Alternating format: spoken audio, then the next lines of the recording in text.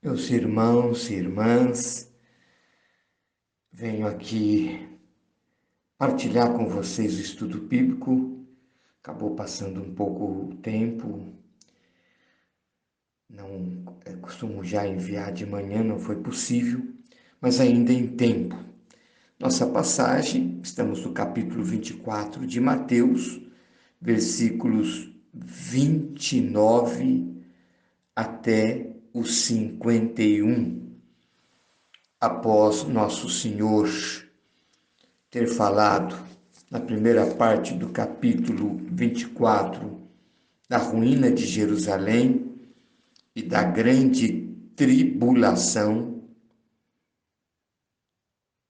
que vai preceder a sua vinda,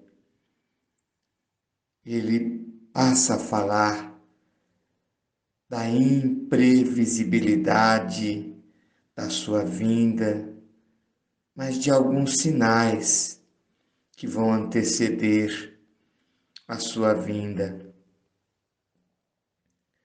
Primeiramente, ele afirma que quando o Filho do Homem vier, juntarão seus escolhidos dos quatro ventos. Um pouco abaixo, ele diz, versículo 34, não passará esta geração antes que tudo isso aconteça. Um versículo de difícil compreensão, porém, uma outra tradução para ele é: tudo isso virá sem aniquilar essa raça. Quer dizer, os que estiverem aqui não serão mortos para depois serem julgados. O Filho de Deus não virá depois que tudo deixar de existir. Ele virá no desfecho da história. Como diz Paulo na carta aos Tessalonicenses, os que estiverem aqui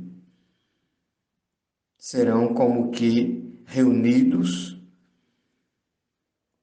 para o juízo, enquanto os mortos ressuscitarão para o chamado juízo universal. É aquilo que nós professamos no creio, que ele subiu aos céus, está sentado à direita do Pai, de onde há de vir julgar vivos e mortos. Por isso, nosso Senhor fala aqui: juntarão seus escolhidos, os vivos escolhidos, os vivos que são justos aos olhos de Deus. E por isso também a tradução do versículo 34, que não aparece no texto, mas é uma possibilidade de tradução também. Tudo isso virá sem aniquilar esta raça. Depois o Senhor passa a falar da imprevisibilidade da sua vinda. Quanto àquele dia, aquela hora, ninguém sabe. Nem mesmo os anjos do céu, mas somente o Pai. É o desígnio do Pai, na comunhão com o Filho e com o Espírito Santo. E aí ele nos dá três exemplos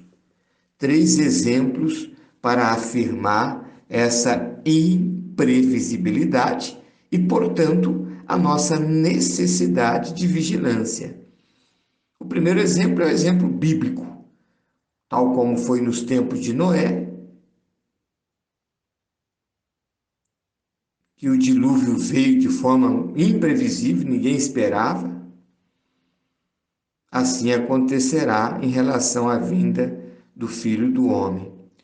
A outra comparação é com o ladrão que vem de forma inesperada para arrombar a casa do pai de família.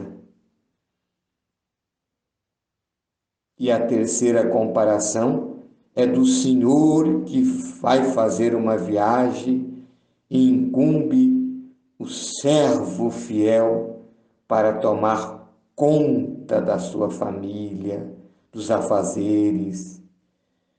Pensemos naquelas viagens da antiguidade, que não tinha meios de comunicação como temos hoje. Havia atrasos naquelas viagens, os precários meios de transporte.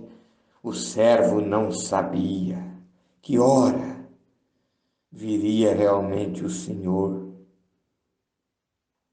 Versículo 50, Nosso Senhor diz: o Senhor desse servo virá num dia em que ele não espera e na hora em que ele não sabe. Portanto, a necessidade do servo exercer a incumbência do cuidado da casa, da família, com fidelidade. Assim também nós devemos estarmos permanentemente cultivando a fidelidade, porque não sabemos quando será a vinda do Filho do Homem. Alguns poderiam dizer: mas tantas gerações já morreram e ele não veio? Não é uma garantia que ele virá logo, portanto, fiquemos tranquilos.